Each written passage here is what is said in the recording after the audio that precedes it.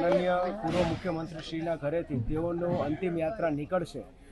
ત્યારે ત્યાંથી શરૂ કરીને જે આપણું સ્મશાન ઘાટ આવેલું છે તે જગ્યા સુધીનો આખો જે રૂટ છે, જેમાં નિર્મલા કોન્વેન્ટ રોડ, કોરાટ જે ચોક છે ત્યાંથી શરૂ કરીને જે એસ્ટ્રોન ચોક છે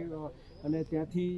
કોર્પોરેશન ચોક થઈને આગળ રામનાથપરાનું જે આપણું સ્મશાન ઘાટ છે ત્યાં સુધી આખી જે અંતિમ યાત્રા જનાર છે તે રૂટની ઉપર ટ્રાફિક ડાયવર્ઝન આપી અલગ અલગ જગ્યાએ પાર્કિંગની વ્યવસ્થા શહેર પોલીસ દ્વારા કરવામાં આવી છે. માનનીય સીપી સર, અધિક સીપી સર અને અન્ય સિનિયર અધિકારીઓની અધ્યક્ષતામાં અલગ અલગ જગ્યાએ રૂટ બંદોબસ્ત રાખવામાં આવેલો છે અને જે ફ્યુનરલ પ્રોસેશન નીકળનાર છે તેમાં આગળ અને પાછળ પણ પોલીસનો મૂવિંગ બંદોબસ્ત રહેનાર છે. ગાર્ડ ઓફ ઓનર જે પ્રોટોકોલ મુજબ માનનીય પૂર્વ મુખ્યમંત્રીશ્રીને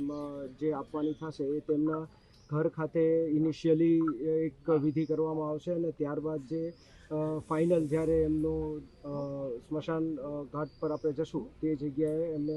શોકગાર્ડ અને વોલીફાયર દ્વારા સન્માનિત કરવામાં આવશે.